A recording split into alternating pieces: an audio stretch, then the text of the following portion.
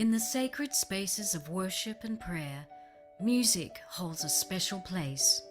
It uplifts our spirits, brings us closer to God, and unites us as a community.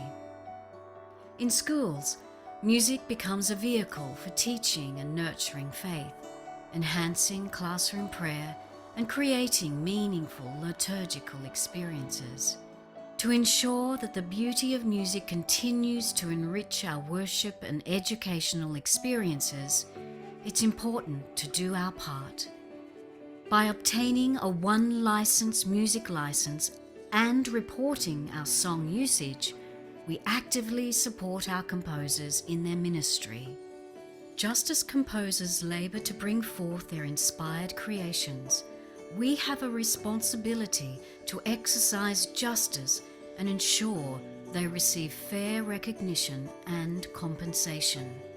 Sometimes, the journey of a composer can be arduous and demanding to ensure the lyrics are liturgically and scripturally sound, and the melody is inspiring and accessible and memorable for the congregation.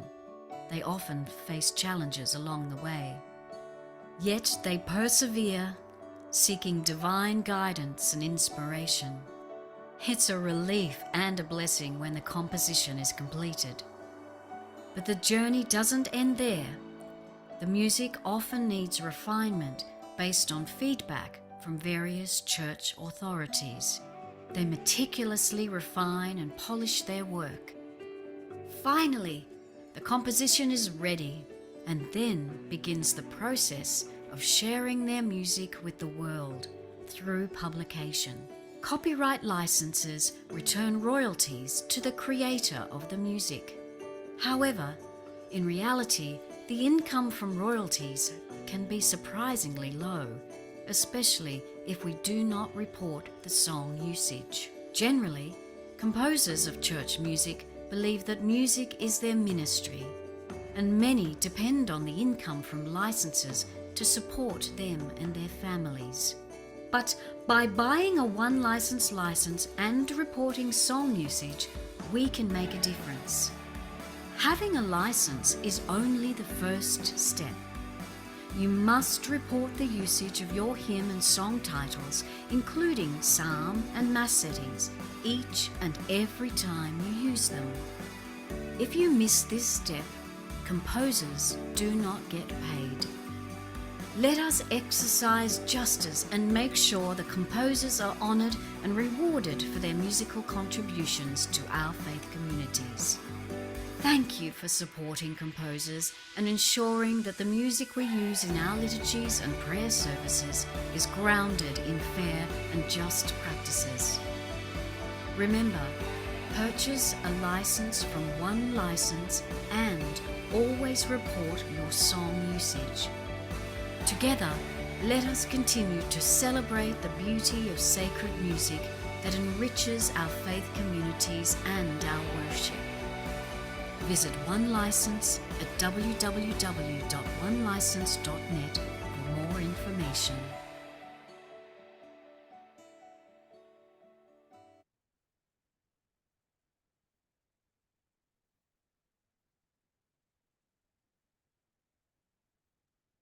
Hello, license holders. Welcome to One License 101 Live.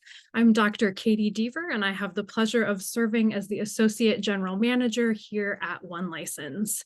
Typically, we hold an annual new user webinar during the first quarter of each year, but this year, thanks to feedback from license holders like you, our team was inspired to create several new webinar opportunities designed to assist our license holders no matter what their knowledge or comfort level might be.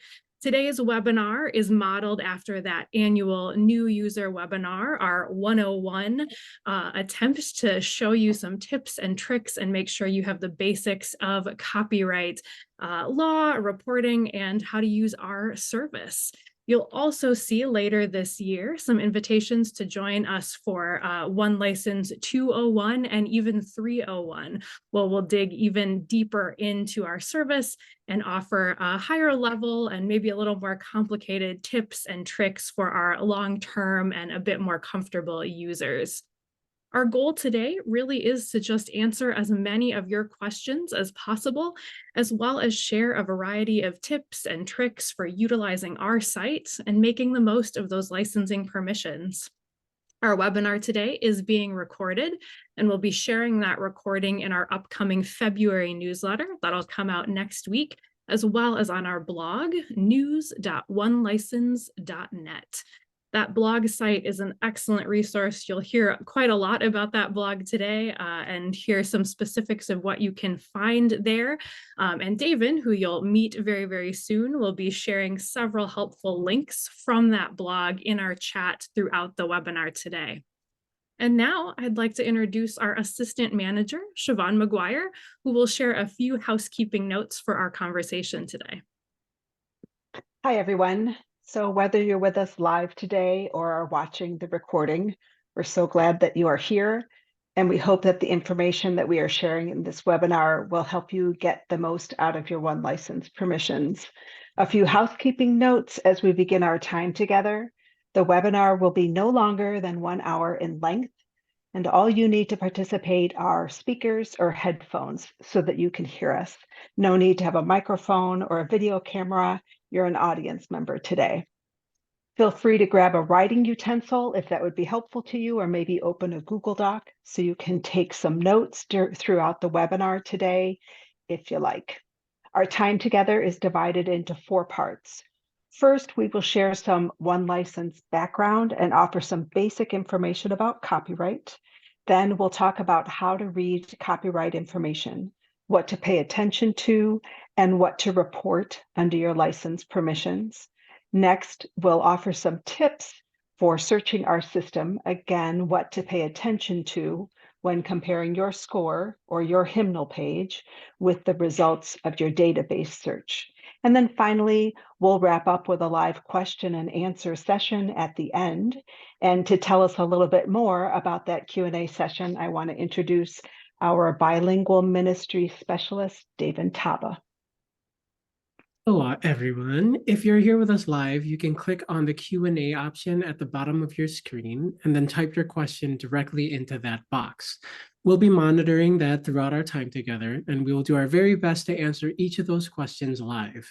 Over the last few days, we have also received questions from some of you through our online ticketing system, so please know that we'll be including many of those questions as well.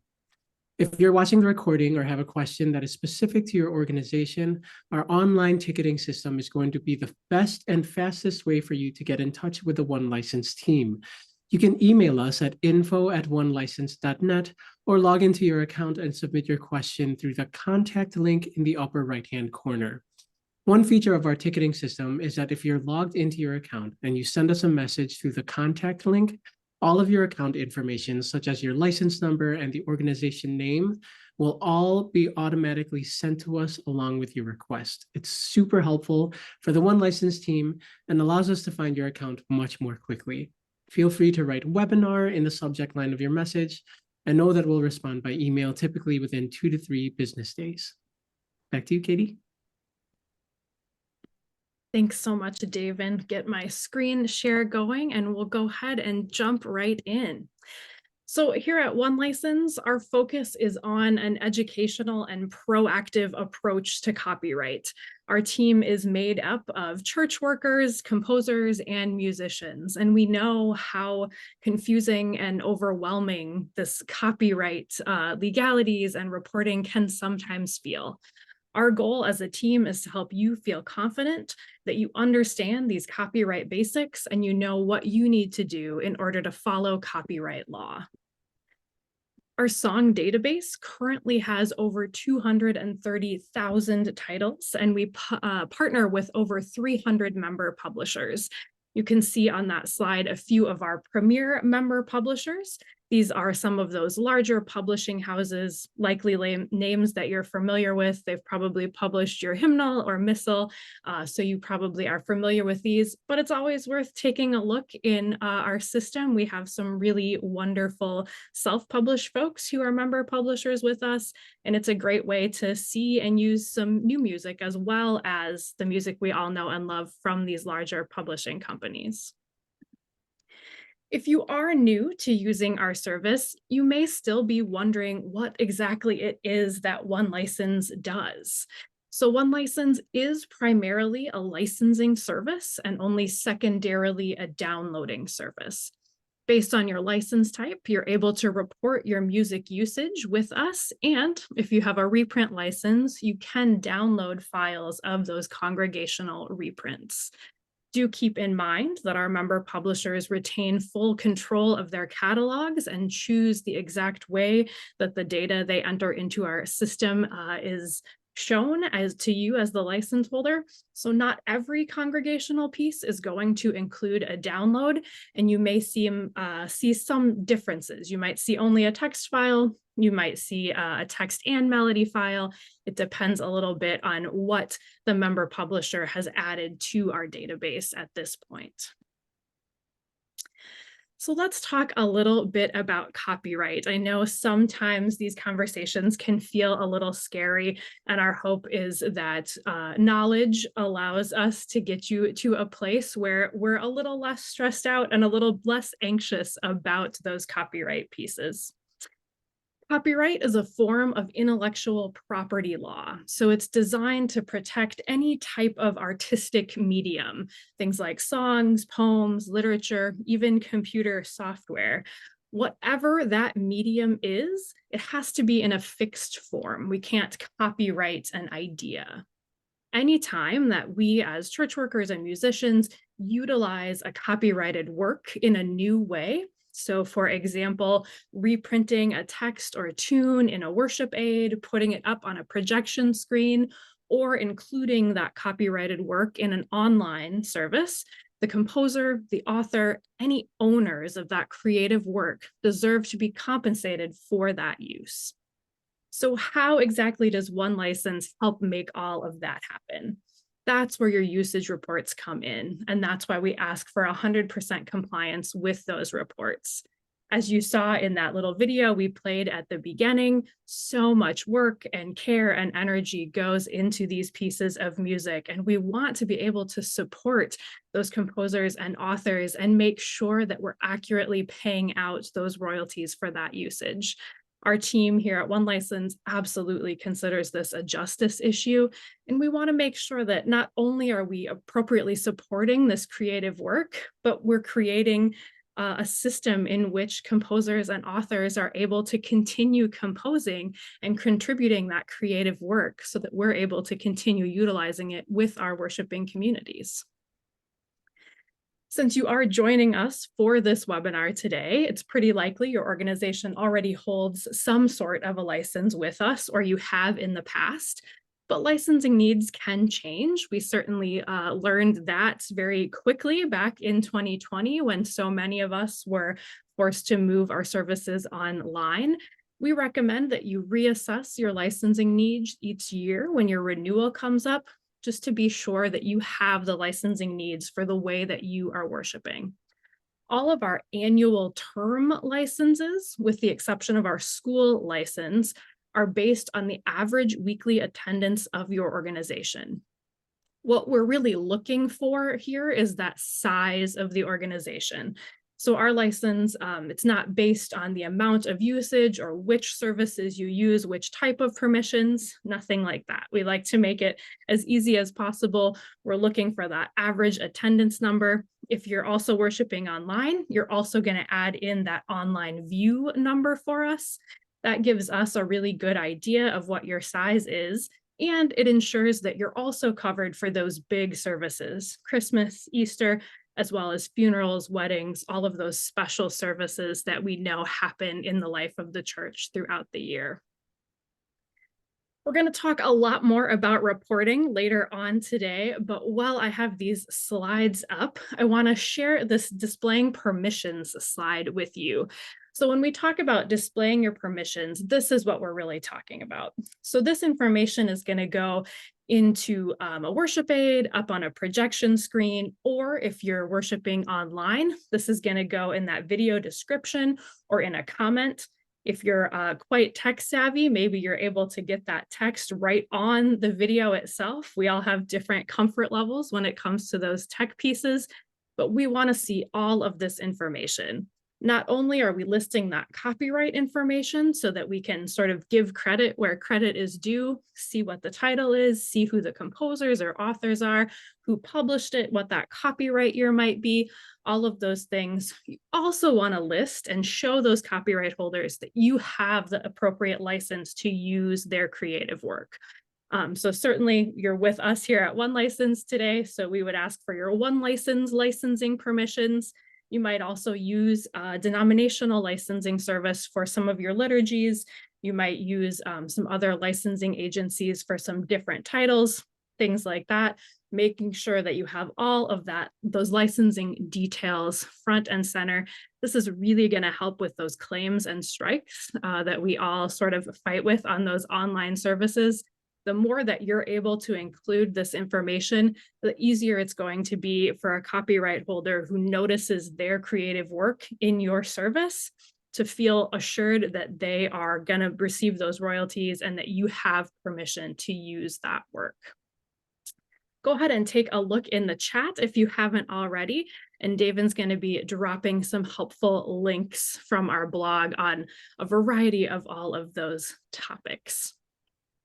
In just a minute, we're going to talk a little more about exactly what needs to be reported and how to find those copyright details that you need in order to do that reporting. But before we do that, Siobhan, what kinds of questions are we seeing at this point? So we have a couple of questions. One is, what do I do if the copyright holder is not a One License member publisher? So in that case, you want to reach out to that copyright holder directly. So as Katie mentioned, we partner with 300 and some member publishers, and they've asked us to assist them in administering their copyright permissions. So if a copyright holder is not a One License member publisher, they haven't asked us to help them with that. So you'll want to contact them directly. And then Katie, we had an early question from an early sign in, which was, I want to be sure that we know what it is to be sent, that we know what we're supposed to be sending into One License. And that takes us directly into the next section. So I wanted to give you that little segue. Perfect. I love that. Yeah, that you can't get more perfect than that. Thank you much. That was an excellent segue. So yeah, let's talk a little bit more about what do I report? So the easy answer to that, the quick one, right, is any copyrighted works that you're using in a new way. So when we purchase a hymnal or an organ score or a choral anthem, really what that purchase entitles us to do is use that physical score in an in-person service or event. So if we want to reprint the text or the tune on a projection screen or in a worship aid or bulletin, or we want to put our services online, any of that extra stuff is creating something new, and we need licensing in order to be able to do that legally. So when we talk about reprinting, again, this is really, sometimes we'll talk about it as the visual use of these copyrighted materials.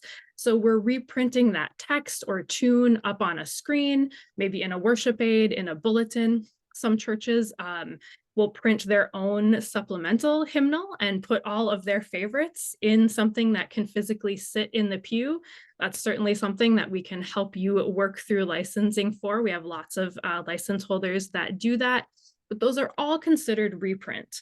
It's also considered reprint. My own congregation, we do projection screens that have the text and sometimes tune for those in that in-person worship space. That is absolutely reprint, but we also put those slides up on our Facebook Live feed.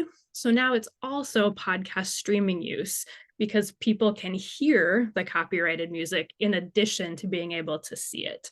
So we talk a fair amount about reprints being those uses that we see and those podcast streaming permissions being something that we can hear. The thing that was a little bit new for a lot of our legacy license holders who have been reprinting for those in-person services for a long time was that we got really used to just reporting those reprinted titles. So we put that text in the bulletin or the worship aid. We knew how to report that. It was congregational text, and we didn't really have to worry about anything else. The change when we move those services online is that now all copyrighted music that can be heard in those online services needs to be reported. So this means not only those congregational hymns, but also your organ preludes and postludes, maybe a choral anthem, handbell pieces, all of that copyrighted music that's going to take place and be heard in that online setting. You want to report that use. Any questions that we're seeing about that right now, Siobhan or David?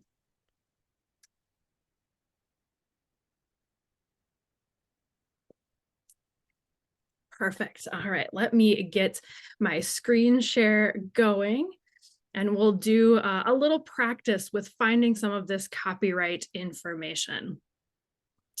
So one of the most important things to remember is that copyright is always song specific. So it's not hymnal or collection specific. It really depends on the individual song itself. All right, so we're going to use a Dolores Duffner text as our example for this one. So when we think about copyright being song specific as opposed to resource or hymnal specific, I happen to be Lutheran, so I'll use the Evangelical Lutheran Worship Hymnal as an example. Augsburg published that hymnal, and there are certainly many Augsburg copyrights and Augsburg hymns in that volume, but there are also lots of copyrights from GIA and OCP, from Northwestern and Hope, and lots of individual copyright holders that don't work with those big publishing houses, all of those things. So anytime you're trying to find the copyright for those individual titles, you want to make sure that you're looking at the individual piece itself. I would say 9 times out of 10, most of our missals and hymnals are going to have that copyright information right at the bottom of the page that the hymn is on. But every once in a while, you're going to have to go and check the back in case there's an appendix or an index that has some of those additional copyright details. You'll also see that with organ or keyboard collections. Maybe Lorenz published a great mix of organ keyboard preludes, but each of those preludes could have a different copyright holder. So you're going to want to make sure that you can find that information. So as I said, let's look at this To Be Your Presence. We have a Dolores Duffner text. And then a probably familiar hymn tune for many of us, this Engelberg hymn tune. So the first thing I do when I pull a piece like this is to try and find that copyright info. So in this case, it's right at the bottom for us. We have a very clear text copyright, and we see those years. We see that it's GIA that holds that copyright. So in this case, they are the copyright holder. If you're familiar with One License, maybe you already know that GIA Publications is a member publisher with us. So you know you're on the right track. We have a text claim on that copyright where we know that GIA is one of the member publishers. So we know that when it comes time to report, we'll be able to search this title in our database. We'll actually search this in just a little bit. But the thing that you might have noticed on here is that we don't actually have a claim on our tune. So we don't see any indication down here that there's anything copyright-wise holding that. And up here, we've actually got Charles Stanford's birth and death dates. So a good rule of thumb, at least for our US folks, is that roughly 70 years after death of the composer or author is going to be a good benchmark to tell us it's public domain. Now, that being said, it's really only a place to start. Different regions in the world handle that amount of years for copyright a little bit differently. Copyrights can be renewed. Copyrights can change hands, and often if they go to a different company, that copyright year will change. So it certainly is a good idea to have that 70 number in the back of your head. And in the case of this To Be Your Presence, we've got 1924, so we're actually well beyond that 70-year mark. So for me, because we've got about 100 years out from that death date, and there's no sign of a copyright on that tune, it's pretty safe to assume that in this case, we would need to report that text since it's copyrighted, but we don't need to worry about reporting the tune. Davin's going to drop a public domain piece in the chat if he hasn't already. But that's going to give you some other things to look at when you're trying to figure out if something is public domain or not. I would say I always tend to err on the side of assuming it's copyrighted and then being pleasantly surprised when you go to report it and find out that it's really public domain rather than the other way around. But there certainly are clues that help us try and get to the bottom of that and figure out if that is the case. One of the other things you'll find, like this one, so maybe the tune was copyrighted. If that was the case with this one, it's also possible that we're going to have to report the text and the tune separately. Now, sometimes we sort of, our member publishers happen to hold both the text and the tune, and you'll find one entry in our system. This tends to be most common with those popular text tune combos that really only work with a set text and tune. But as many of us know, as church musicians, there are certain tunes and certain texts that we can interchange and move around a lot. In those cases, it's really probably going to be easiest to think of those as two separate pieces. Find your text and report that, and then find your tune and report that. So those all sort of go back and forth a little bit in between. The other thing I'd like to just touch on briefly, and I will find this link for us, are choral arrangements.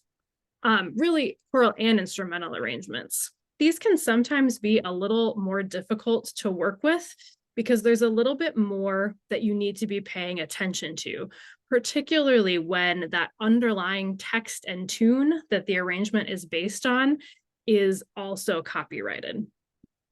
So today we're going to take a look at an arrangement of Christ Be Our Light. So this is likely a hymn that many of us are familiar with. Bernadette Farrell has both the text copyright and the tune copyright for this original hymn. And so in this case, probably what happened, we can take some liberties and assume that Joel Rainey reached out to Bernadette and asked if it would be okay if he made this arrangement. He's now created this wonderful SATB with piano accompaniment, optional handbells, and congregation. And it's this new arrangement of Bernadette Farrell's original text and tune.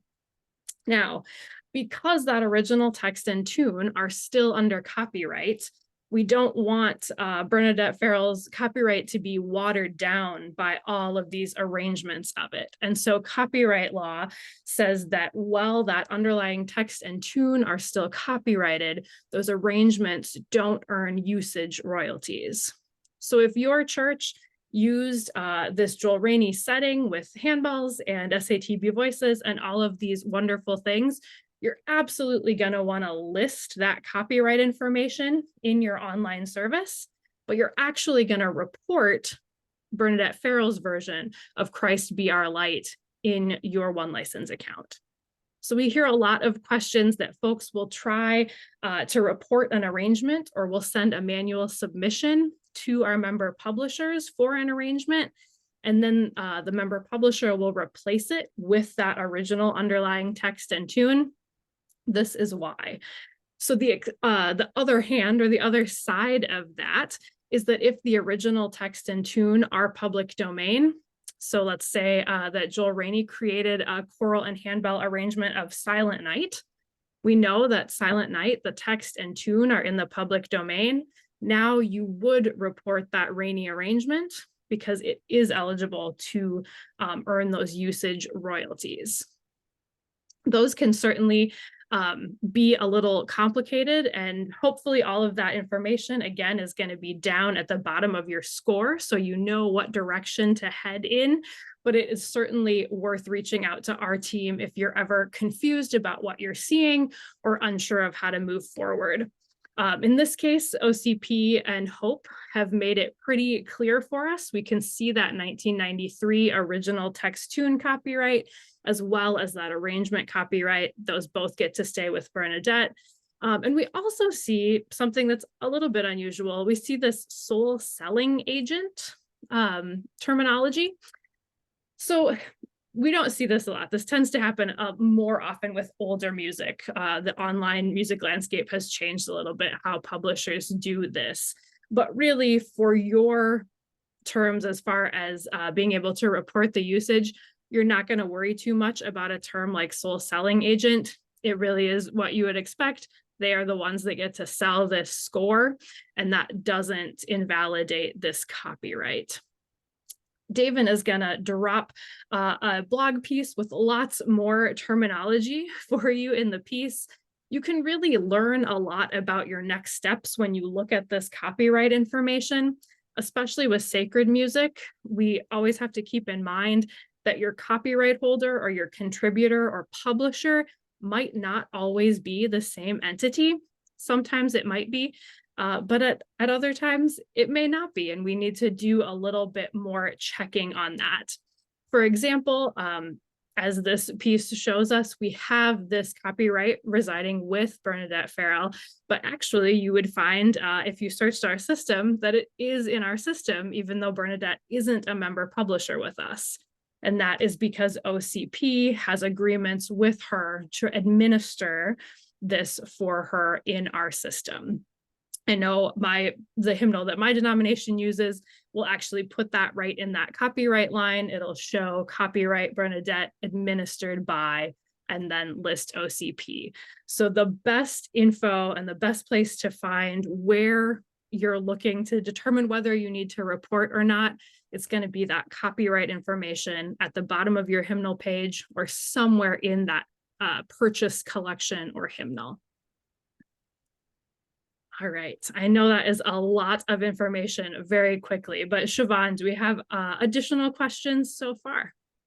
We do. We have a lot of questions related to this topic of what do we report. So one is if our choir sings an anthem from an octavo, from a score that we've purchased, from the commercially published score that we have purchased, does that have to be reported? So it depends. If you are, if the choir is singing at an in-person service and you are not uploading a video to the internet, then there's no copyright usage there that you need to report. Churches are exempt from these performance rights. So if all you're doing is singing from the commercially published score or hymnal at an in-person service, there's nothing to report. But if you upload a video of that worship service to the internet, then you need additional permissions for that. And that's what the podcast streaming license is for. And so if you're sharing that video with that choral anthem to the internet, then you would report that usage under your one license permissions, assuming that that copyright holder is a one license member publisher and you find that anthem in the database approved for podcast streaming. That's a mouthful, but the answer is if you're uploading it to the internet, you need permission for that. And if you'd like more information about that, certainly send us an email. Sometimes these things are easier if you have a conversation with us on the phone or a little email back and forth. It solidifies it in your head. Yeah. And Katie, if it's okay with you, I've got 3 or 4 more along those lines. Perfect. So if we're singing from the hymnal, do we need to report copyright usage? So same thing. You don't need permission for an in-person service if you're singing from the hymnal, right? So you're singing from the commercially published source.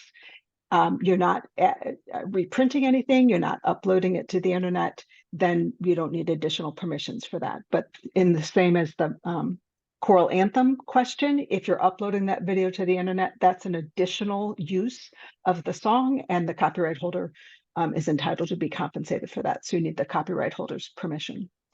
All right, and then similarly, if I reprinted and reported using something once before and I'm using it again, do I report it again? You do. You report it every time you use it in a service. So it's not the reprinting and filing it.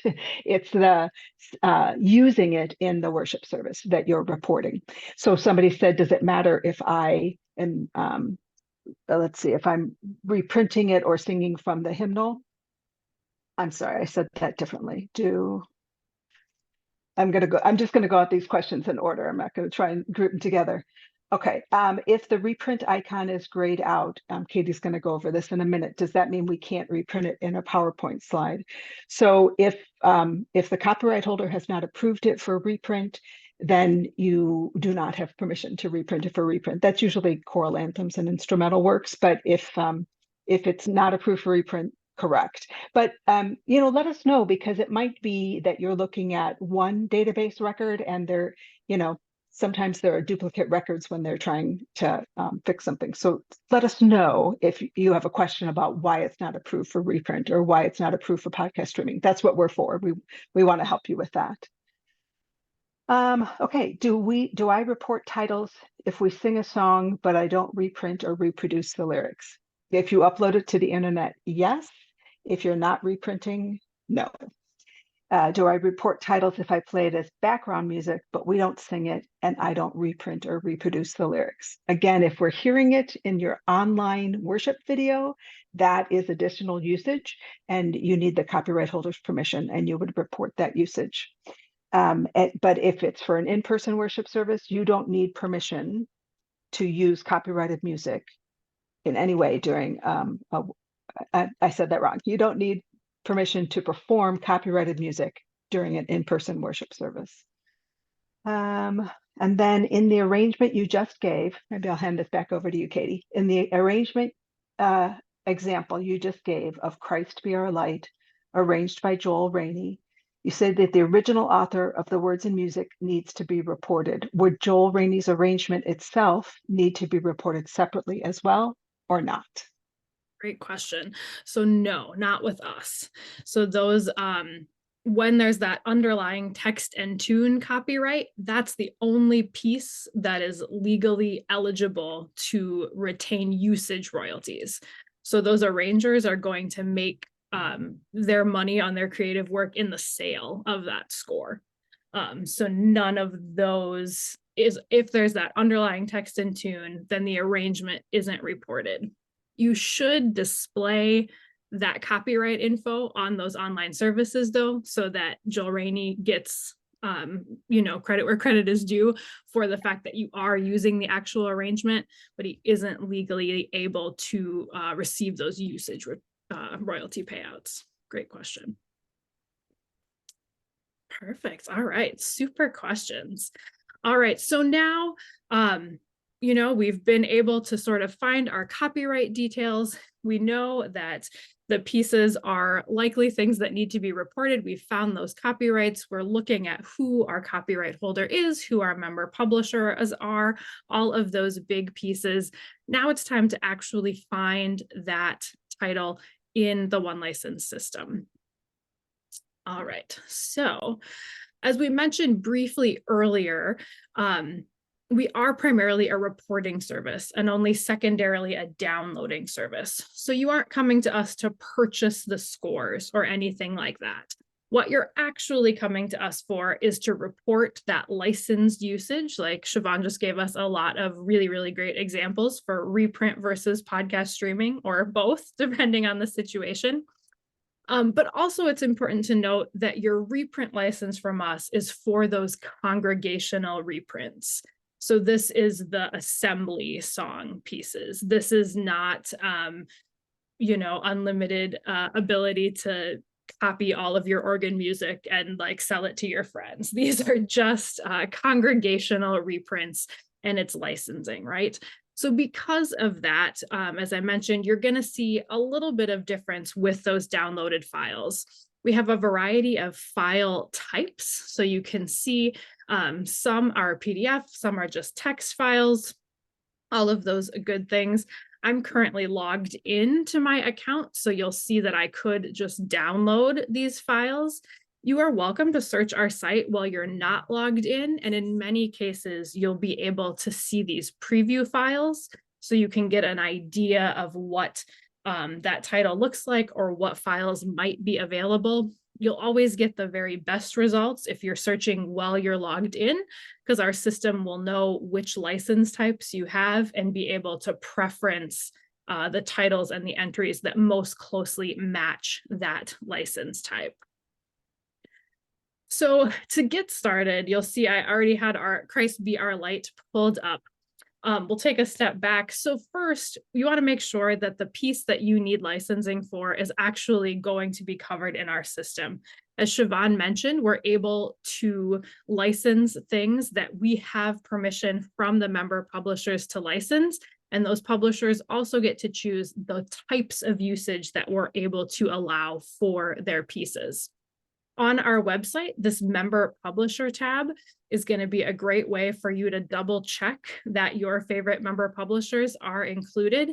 There are over 300, so I would definitely recommend going ahead and just typing in the various folks that you are looking for, and all of those. You'll see not only the parent company, but also some of the different catalogs that they might represent. Certainly, the pandemic changed publishing and music publishing in particular in a lot of ways. So some smaller companies have been absorbed or bought out by larger companies. Some larger companies have come together and created new entities, all of those types of things. So it's certainly worth double checking what member publishers we represent and where all of those things lie. Once you know that they are a member publisher in our system, you'll also be able to double check what types of license they participate in. This doesn't mean that every title that Adarga has is going to be covered for podcast streaming and Practice Track, but it does mean that they are open to their titles being open for those uses. So you will see at least some of their titles are showing those types of usage.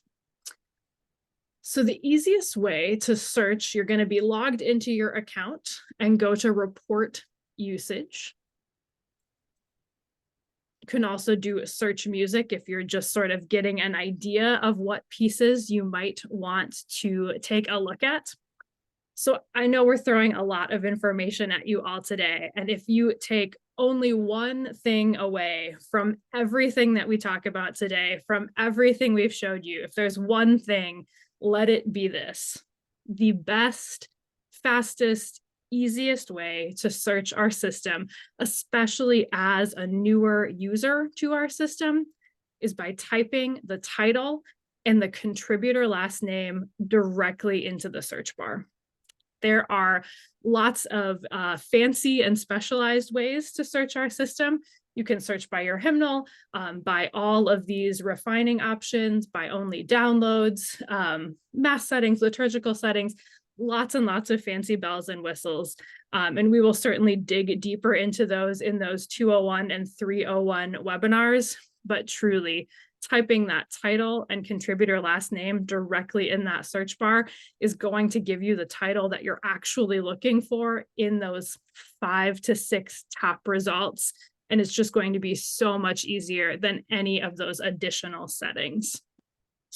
So let's use the Dolores Duffner text that we looked at earlier, to be your presence. So I would just type in to be your presence and then Duffner. And then I'm pretty sure it's going to be the very first result for us. Absolutely. So we can look at this a little bit more closely. So not only can we see a little bit of that information that we're going to be looking for to see if it matches our hymnal page, we're going to be looking especially at the title of that piece and then that contributor. So keep in mind, right, in this case, our contributor isn't the same as our copyright holder. Those might be the same. They also might not be, but make sure it's that contributor that you're searching the last name of so that you get those really the best search return. We talked briefly about these permissions icons. That's what these are over here. If you hover over those, you'll see which type of usage this is covered for. In this particular one, it's covered for all types of usage, and we can see that with a quick glance because they're all that darker color. If these were grayed out, I think one of our questions mentioned the reprint option being grayed out. That's going to tell you that it's not approved for that type of use. As Siobhan shared, we're only able to license what our member publishers allow us to license. So let's say that this piece wasn't approved for podcast streaming. You're certainly welcome to reach out to our team and we'll help confirm that for you. As Siobhan said, we keep an eye on the site too. And if there's things that, we're not sure if they're in the process of editing or things like that, we can talk to the publishers about that. But in this case, we would send you over to GIA and you'd want to get those podcast streaming permissions from them as the copyright holder directly. So everything that's in our site is how the member publishers have set up that option. And those are the things that we are able to share and approve at this point. The other thing I'll pull your attention to, we have these tiny numbers right to the right of our title. These are SKU numbers, SKU, and really it's a numbering system that is specific to each member publisher. So you will occasionally see these repeated in our system. Don't panic, that's okay. It's entirely fine for GIA to have a SKU 18492. And also for Northwestern to have a SKU that's 18492. We've never yet come across one where they happen to be the same title. So if you do end up finding that there are duplicates, you're very easily going to be able to tell which one was the piece you were really hoping to find and be able to report. So we do ask, as I mentioned at the beginning, we ask for 100% compliance with those reports. If you use a copyrighted title, either reprinting or in those online services, we want you to report that copyrighted title. It really is a justice issue for us. Every time that you click that report button, our wonderful IT team is collecting that data, and we have 2 6-month royalty periods where they pull all of that data together, and those reports that you make through your account directly translate into payments that go to our publishers, who then pay out those authors and composers and all of those folks whose creative work we use. Our reporting windows that you'll see in your account, there's always 20 weeks open. So you'll see now it goes back about 14 weeks, depending on what day of the week we're on when we look at them. But you can report back as far as that November 13th week or forward into March. So we're already through Easter. You can do all of your reporting. It really is up to you what schedule of reporting works the best for you. When I was actively working in church ministry, I liked to report every week, and I typically tried to report the week before, just so if something wasn't covered, I had time to reach out to those copyright holders directly. We have lots of license holders who report once a month. Some folks have this 20 open weeks perfectly timed, and they report every 20 weeks. So whatever schedule allows you to consistently take care of that reporting responsibility is the perfect schedule. You'll notice also that once these weeks close, we aren't able to reopen them, but you are always welcome to post any catch-up reporting in any of the weeks that are currently open. It can certainly be nice for your own planning and records to be reporting the same weeks that you're actually using the titles. But for us and for our publishers, the key really is just that you report. So it's not unusual for us to see Christmas titles being reported in June. At least you reported it. It will get paid out to those publishers, and they will have received those royalties for that usage. Other than that, there's a few things I'll just mention quickly in this reporting page. One of the things we are pretty frequently asked is if there's any easy way to duplicate your reports, or let's say you're going to use the same hymn for all of the Sundays of Advent, or maybe all of your Lenten Sundays.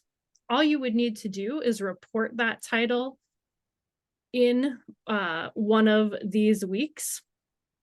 And then you'll be able to just click that duplicate button, and you can select a variety of weeks to add that. So let's say I wanted it for all of my Sundays in Lent. You can actually go through and select all of those. Maybe something special is happening on the 17th, so you're not going to do it that day. you go ahead and select them and click that copy songs option, and they'll automatically show in each of those separate weeks. This can be a really great way to use those. Also, if folks, I know my own church uses some of the Marty Haugen services like Holden or now the Feast and Celebration.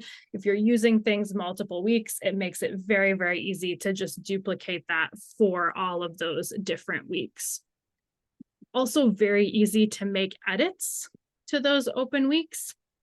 If you have a particular title that you have reported in a week and you say, oh, you know what, I meant to use that for the 17th instead, you can click that little edit option, select the week that you actually want that to be reported under, and the system will remove it. And when we open up that week we moved it to, we'll see that right there.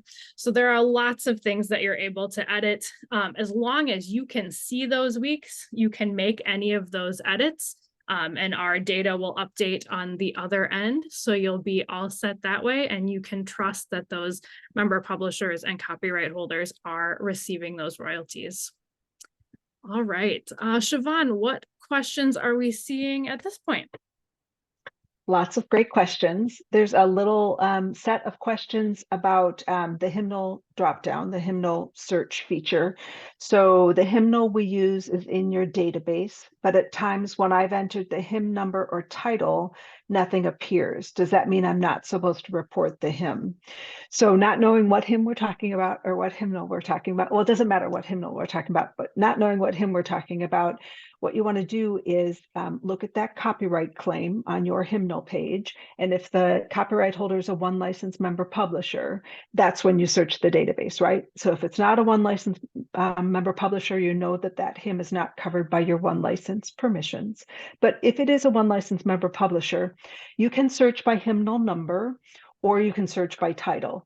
And if you want to start with hymnal number, that's fine. But if you don't get the results you're looking for from hymnal number search, then search in the title field, and don't just search the title, because that way lies madness. You want to search title and contributor's last name together in the title field, like a Google search, right? You do a search and you're like, oh, that has nothing to do with the question that I was trying to get answered. And so then you change your approach, right? So it's the same idea. So you're not going to search Jesus Christ is risen because everybody has written that. You're going to search Jesus Christ is risen Jones because you are looking for the one that Jones wrote, right? So if the hymnal number isn't giving you the results you want, switch over to the title field search and search by title and contributor's last name. And then we use the Glory to God hymnal. I see the Presbyterian hymnal is listed, but I don't find a lot of the hymns in our hymnal in the database. Are we missing something? Same thing. If you're searching by hymnal resource and you're not getting what you're looking for, then look for it in search by title and contributor's last name. I do know that Glory to God was only recently added to that index. So think of the index as a subset of the database, right? So, and you do a little more work as a member publisher to index your hymnal. So if you want to search the whole database, search by title contributor in the title field. You'll have a little more luck by searching the whole database instead of just that subset of indexed to your hymnal, right? If we're singing a song in our hymnal that is listed on one license in another hymnal, do we report that version? So the answer is yes. When you search the database, you aren't looking to match the hymnal. You're only looking to match three things, right? The title, the contributor, and the copyright holder. And there's other information on your hymnal page or your score, and there's other information in the database record, but your initial match, you're just looking to match title, contributor, and copyright holder. And if you see other things that aren't a match on your page, that's okay. Those things don't need to match. The database only needs to match your resource for title, contributor, and copyright holder. So disregard things like hymnal, copyright year, doesn't even matter. It's copyright holder, right? Translator, if there's not a copyright on the translation, you aren't worried about a match for that, right? Title, contributor, and copyright holder. So then we've got a couple of things that are a little off topic from that, but related to what Katie was just talking about. When a song is listed on with two different licensing agencies, for instance, if a song is listed with both One License and CCLI, should we report on both sites? It doesn't cost you anything to report. You only need to report on one site or the other. I think it's still true that with CCLI, you have a reporting period. So if you're not in your reporting period for CCLI, it makes sense to report at One License. It doesn't hurt anything to over-report, but you don't need to over-report. You only need to report a song one time. But it's not like it's being charged against you when you report. And it just doesn't hurt anything if you do that. So Katie was talking about SKUs. So there was a question about multiple SKUs, multiple records for a single title. So when they did a search, they came up with more than one match, more than one database record, and they had different SKUs. So again, you only want to look for a match for title, contributor, and copyright holder. And if you find a match if you find more than one match, report the one that gives you the permissions that you need, and then disregard the others. And I'm going to hand it back to Katie. No worries. Thanks so much, Siobhan. As we all know, right, there are so many ins and outs of all of these pieces. You are absolutely welcome to email our team at info@onelicense.net, and we can answer some of the individual questions as well. Really briefly, I just want to give David a chance to highlight a couple of things for us. And then I think Siobhan has a couple of things to highlight as well. And then we will wrap up our time together. Go ahead, David. Perfect. Hi, everyone. All right. For those of you who've already taken the time to click around our website, you may have noticed an option at the top of the page to switch your language preference to Spanish. This is a feature that we've launched last year as an intentional way to further serve the global church by improving the accessibility of our Spanish-speaking worship communities that are interested in using our services. Please feel free to spread the word to the Spanish-speaking communities of your own organizations, because as we know, those communities are also a part of your organization's larger worship community, and they're also covered by your organization's license. I'd also like to quickly elaborate on the blog, which we've mentioned a few times in this webinar. At One License, we make it a point to frame our service to our license holders in education. So our blog is a really great place to learn about your license, copyright, and so much more. It's a space where we've created helpful content based on the inquiries that we receive from phone calls and emails of our license holders. We take the time to catalog our articles and tag them in ways that will be helpful for our users. We also have a search function, so if you're looking for information, let's say for YouTube, you can type that in and all relevant articles will come up. Another great term to search is reporting. We've talked about reporting a lot already. We have multiple resources regarding the ins and outs of that topic as well. So there's also a great series called the Spotlight series. And this is where we get to interview our member publishers about their catalogs and different things that they're excited about. Our blog is a great way to expand your music plans and maybe try something new. And that website address again is news.onelicense.net. So now I'll pass things over to Siobhan, who can share some additional information about our newsletter and call and response. So, right, we like to share our blog articles and other One License news in our monthly newsletter, which are sent out on the last Tuesday of each month. And they feature the latest blog posts, news from our member publishers, tips from the team, and more. One of our monthly events that you might want to take advantage of is our call and response gathering. This is a 45-minute office hours with our staff that you can join. You can ask questions or even just come and hang out and listen to other folks' questions. We found that it's a great place to gather with our colleagues to discuss and learn, and our next call and response will be in March. So if you have more questions after today, please feel free to contact us at info@onelicense.net and we'll get you signed up. Perfect. Well, thank you all so much for your wonderful questions. Siobhan and David, thank you so much for all of your hard work and the care that you show for our license holders. We're so glad you were able to join us today. Again, you are certainly welcome to connect with our team. check out those blog pieces as well. Many of your questions are going to be answered in some of those. Some even have tutorial videos, or there are some past webinars where we dig deeper into certain areas. You also notice that PDF that David was sharing with you early on. That's also going to include a fast facts sheet that is going to include all of that info that was in that prelude video, as well as some of the common understandings or quick tip sort of questions that we hear a lot from license holders. That sheet will also be included on the blog when we post the recording of this webinar as well. So the three of us and the rest of the One License team wish you and your ministries all the best in the weeks and seasons to come. Thank you again for joining us today. Take care. Goodbye, everyone.